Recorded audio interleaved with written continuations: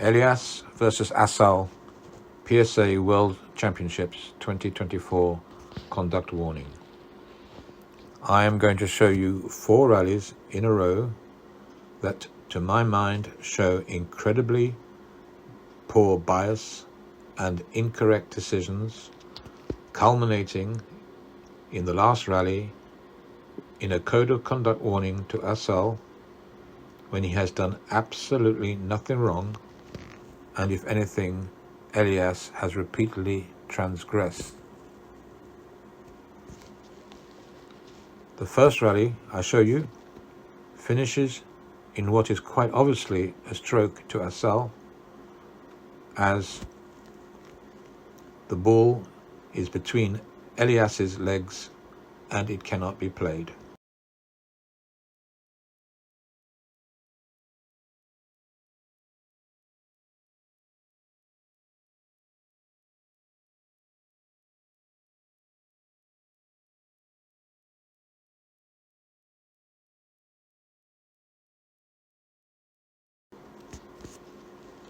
The second rally shows Elias clearly using his left hand to push off Asal twice. Rule 15 is quite clear that this is not allowed and should be punished with a conduct warning and/or stroke.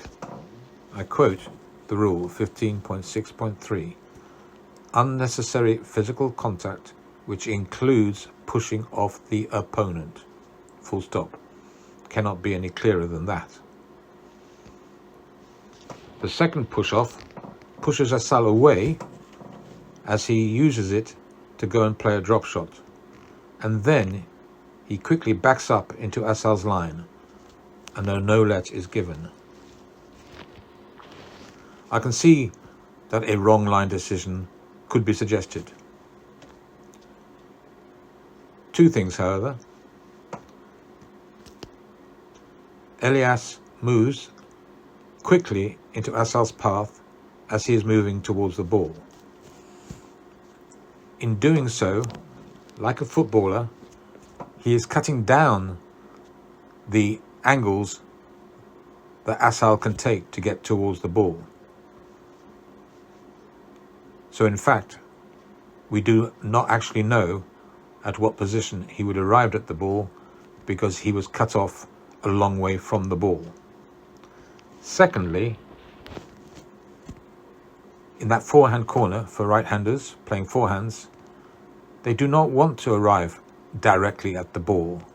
They want to arrive a good yard inside the court to the left of the ball to allow for the full-blooded right-handed forearm swipe, which is probably at least a yard away from the ball. To my mind, this is never taken into consideration in those forehand corners. The next rally, which I have cut short, starts with another push off Asal, and then Elias preventing Asal from getting to the ball.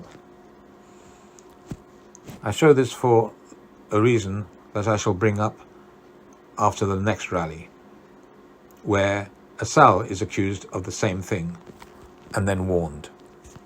So, finally, in the next rally, after a few shots, when side by side on the tee with Elias on the backhand side, who plays an atrocious cross-court straight onto Asal's racket on his forehand, with him having to not having to move at all.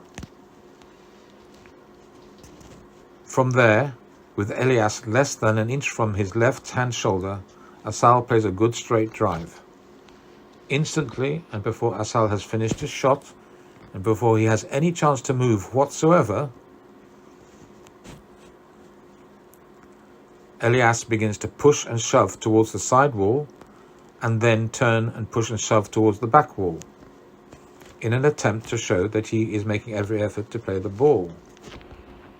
Firstly, Rule 8.8.1 is quite clear that a striker must not cause avoidable contact with his opponent when he's trying to play the ball, and then if he does, Rule 15, and it uses the word must be invoked. I'll read the rule, 8.81. Note, every effort to get to and play the ball should not include contact with the opponent. If any contact that could have been avoided is made, the referee must apply Rule 15. Must apply. Rule 15, conduct. And then the other rule that applies is 8.82, which is quite clear that if there was a direct line to the ball, and in this case, which was behind Asal, but instead the player took an indirect line, which Elias did, towards the side wall first and then the back wall. That's two directions, so cannot possibly a direct line. It's a no-let. I'll read the rule, 8.82. If the striker had direct access but instead took an indirect path to the ball and then requested a let for interference, no let is allowed. Then comes the astonishing set of decisions which are so incorrect, so biased and so unfair that I believe it would destroy the confidence and morale of any squash player, as I believe it did Asal's. I will now play the clip with the original soundtrack and the referee's decisions and statements, and you will see what I mean. No let. Player review. Elias. Well, the crowd are desperately trying to get Mustafa Asal going. I feel that that's a let ball because the interference is considerable and he can get that ball back. It's not a winning shot. Yeah, this is my opinion, Johnny. There's a lot of interference there. Watch. There's a lot of interference. He can get that ball. And that's why to let Joey has left himself parked there. He's not allowing Elias to go through. Mr. Asal, please, you must give your opponent access to the ball. If it continues, I will use code of conduct. You will have seen quite clearly that Asal had no time or place to go, and that he was probably contacted physically by Elias before he had finished his shot. This absolves Asal of any responsibility and should have done so in the eyes of the referees. The central referee gives his gut reaction immediately of a no-let, which was correct decision, and which at grassroots levels we would have said the ball has gone. The central referee, however, quite extraordinarily, gives a let, despite Elias's early contact, illegal pushing and shoving, and taking an indirect line. But to totally destroy Asal's morale, the central referee goes on to very ominously threaten Asal with a conduct warning, despite having given a let. I remind you that a let simply means that there is no one at fault and that the rally has to be replayed. It is therefore totally incorrect and totally against all the rules to give either player a conduct warning after giving a let.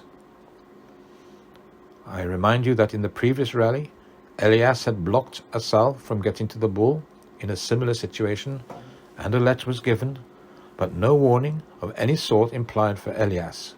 Clear evidence of inconsistency, if not bias. Furthermore, it should be remembered that a conduct warning carries the threat of a ban automatically, and that is something that Asal could not afford, and hence his inability to play at his full potential.